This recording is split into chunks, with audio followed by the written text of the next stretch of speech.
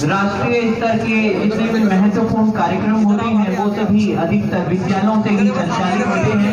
तो कांसी नगर के इस नया 13,000 करोड़ रुपए का फंड है वो वापस करते देते ताकि निगम के सफाई कर्मियों को, टीचर्स को, डॉक्टर्स को समय पर हम वेतन दे सकते, निगम वेतन दे सकता। अगर उन्हें चिंता होती तो यमुना खादर में स्कूल बनाने का अभियान दिल्ली सरकार करती, निगम को आगे नहीं आना पड़ता।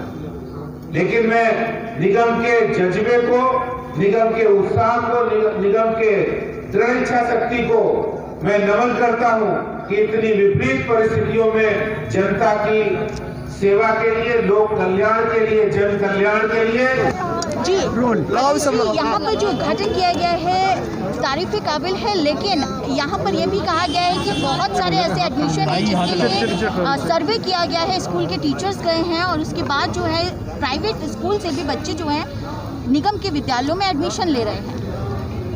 देखिए, निगम ने कोरोना संकट में बहुत बेहतर काम किया हर मोर्चे पर।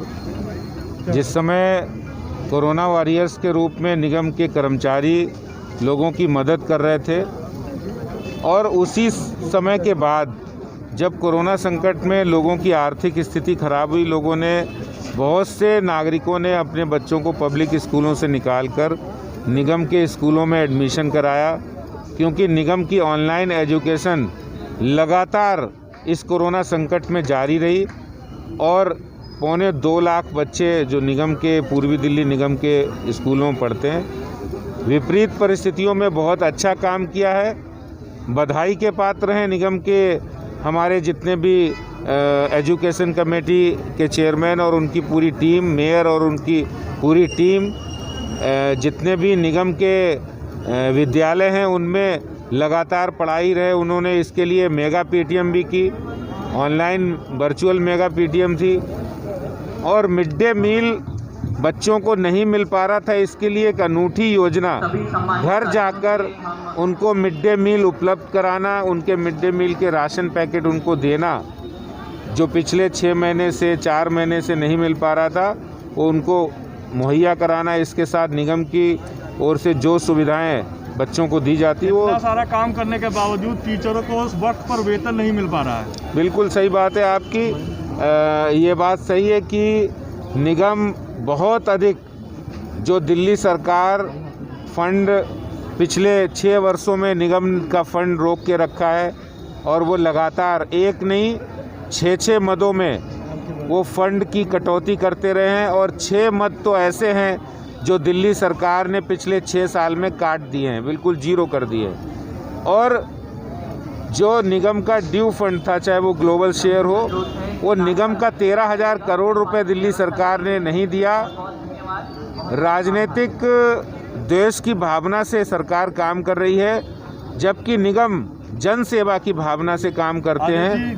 सफाई कर्मचारियों को, दूसरे कर्मचारियों को मनाने में निगम के जो नेता हैं और जो अधिकारी हैं वो नाकामयाब है। लगातार स्ट्राइक जारी है, पूरे क्षेत्र में कूड़ा गंदगी फैली हुई है। हम बहुत जल्दी निगम के जो हमारे कर्मचारी हैं उनको वेतन भी देंगे और सरकार ने दिल्ली सरकार बहुत ही भेदभावपूर्ण तरीके से काम कर रही है। वो निगम के कर्मियों को हड़ताल के लिए उकसा रहे हैं, वो निगम को इसीलिए वेतन नहीं देना चाहते हैं मैं आपसे पूछना चाहता हूं, आप लोगों के माध्यम से जनता के सामने भी एक प्रश्न रख रहा हूं कि अरविंद केजरीवाल के आने से ही हड़ताल क्यों हुई है? इससे पहले निगमों में हड़तालें नहीं हुआ करती थी। हड़ताल तो पिछले 25 साल से हो रही है सर। और ये पिछले 6 वर्षों में जब से केजरीवाल साहब आए तब से ये दिल्ली निगम को बदनाम करना चाहते हैं, पंगु बनाना चाहते हैं और पैसे नहीं दे रहे हैं, इसीलिए निगम के कर्मचारियों को निगम वेतन नहीं दे पा रहा है। लेकिन आने वाले समय में हम व्यवस्थाओं को सही करेंगे और दिल्ली सरकार से मांग करते हैं कि दिल्ली नगर निगम उद्घाटन हुआ बिल्डिंग का उद्घाटन हुआ, लेकिन जगह जगह देखा जा रहा है कचरा की कोई कमी नज़र नहीं आ रही है। आज हम क्षेत्र के अंदर जो सीलमपुर कल गया था तो पैर रखने की जगह नहीं, नाली की कीचड़ से लेकर पानी तक बाहर पड़ा हुआ, लोगों का रोष है। इस पर क्या कहेंगे? केवल उद्घाटन या वादे? देखिए, ये तो अरविंद केजरीवाल की वजह से है। और आज अगर अरविंद केजरीवाल हमारे एमसीडी के लोगों को अगर दिल्ली ईडीएमसी को बजट दे दें एमसीडी को, तो आज जो कूड़े के ढेर पड़े हुए हैं वो बिल्कुल पड़े हुए नहीं मिलते। इनमें कर्मचारियों का कोई दोष नहीं है। आप अगर कर्मचारियों को सैलरी नहीं देंगे, उनके बच्चों को दूध चाहिए, उनके बच्चों को दवाई चाहिए, और अरविंद केजरीवाल की हठधर्मिता है और डिक्टेटरशिप है।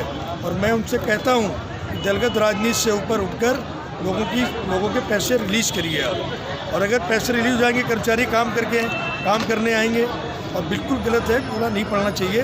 लेकिन सफाई कर्मचारी भी क्या करें सर? एमसीडी के कर्मचारी क्या करेंगे? उनको पैसे तो चाहिए। गणतंत्र दिवस पर जो घटना हुई थी, हमने जब आपसे बाइट ली थी तो आपने कहा था कि अगर हम पीएम होते तो गोली मारने का आदेश देते, उन पर देशद्रोह का केस लगे। देशद्रोह का केस लगने के बाद अब तक गिरफ्तारी क्यों नहीं हुई? मैं आज भी कहता हूँ, जो लोग देशद्रोहिता का काम करते हैं, जिनको परमिशन दी गई 5000 ट्रैक्टर्स की, जिनको रूट तय किया गया, जिनको केवल 5000 लोगों की परमिशन दी गई, और अगर वो 15000 आदमी लेकर आए और पूरा विश्व देख रहा था और लाल किले पे आके झंडा फहराया, ये देशद्रोहिता है। ऐसे लोगों को चौराहे पर खड़े होकर फांसी देनी चाहिए, ये मैं आज भी मांग करता हूं। मैंने सवाल करा है कि देशद्रोह का केस होने के बाद अब तक गिरफ्तारी क्यों नहीं? देखिए, ये प्रशासन का काम है। आप देख रहे हैं उनके खिलाफ मुकदमा दर्ज हो गया, सबके खिलाफ। कुछ लोगों की गिरफ्तारी हुई है, 200 से ऊपर लोगों की, और भी गिरफ्तारी होगी। हम लोग भी अभी मिलकर आए हैं, हमारे बड़े जो शीर्ष नेता हैं, मैं खुद सेंड किया था। और सब लोग जो हैं, आप देखिएगा, आज देखिए ना टिकैत जी क्यों रो रहे हैं आंसू बहा के।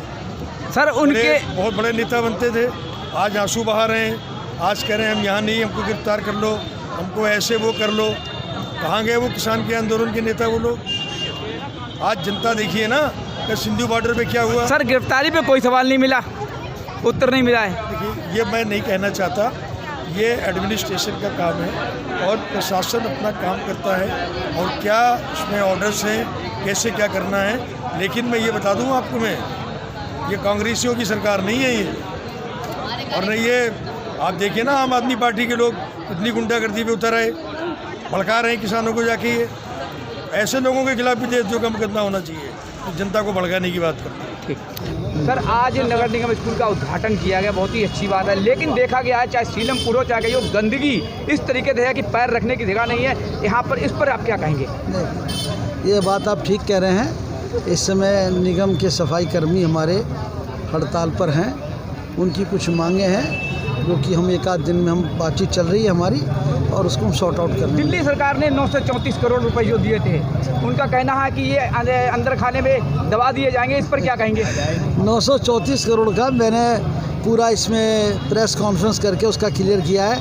मात्र 141 करोड़ रुपया पूर्वी दिल्ली नगर में। सर, एक सवाल कि जो घटना लाल किले पर हुई थी, देशद्रोह का केस हुआ, हमारे विधायक जी ने कहा था कि उनको गिरफ्तार किया जाएगा, उनको गोली मारी जाएगी, लेकिन अब तक गिरफ्तारी क्यों नहीं हुई? ये लॉ एंड ऑर्डर का प्रश्न है, ये मेरे से सीधा संबंध नहीं रखता। लेकिन एक नागरिक होने के नाते मैं बिल्कुल सभी की भावनाओं से मैं भी उसमें आहूत हूँ कि जो आहत हूँ मैं, जो उन्होंने करा है। तिरंगे का सम्मान, देश का सम्मान है, राष्ट्रीय अस्मिता का प्रश्न है। इसमें जो भी दोषी उसको सज़ा मिलनी चाहिए। मैडम, मैंने सवाल किया था नगर निगम के जो एमसीडी के पैसे नहीं है, अच्छी बात है, लेकिन जगह जगह नाली बाहर कीचड़ आ रही है, लोग परेशान हैं। इसके ऊपर आप क्या कहेंगी? क्योंकि मेरे को कल बुलाया गया था कई क्षेत्रों में जहाँ पैर रखने के लिए, चाहे सीलमपुर हो, चाहे कांतिनगर क्षेत्र हो, चाहे शंकर नगर, बताइए क्या कहेंगी? देखिए, आप सब जानते हैं कि 13,000 करोड़ जो निगम का फंड है उसको लेने के लिए हम 13 दिन तक केजरीवाल जी के घर के आगे बैठे। वो फंड रिलीज़ नहीं कर रहे हैं, वो जानबूझ के जनता को परेशान करने के काम कर रहे हैं, जिसकी वजह से क्या कोई कर्मचारी जिसके घर का चूल्हा जलना है उसको 3-3 महीने की तनख्वाह नहीं मिलेगी? क्या आप काम पे जाएंगे? ये सवाल मेरा आपसे भी हो सकता है कि जब तक हमारे पेट की आग नहीं बुझेगी क्या हम अपने कामों पे जा सकेंगे?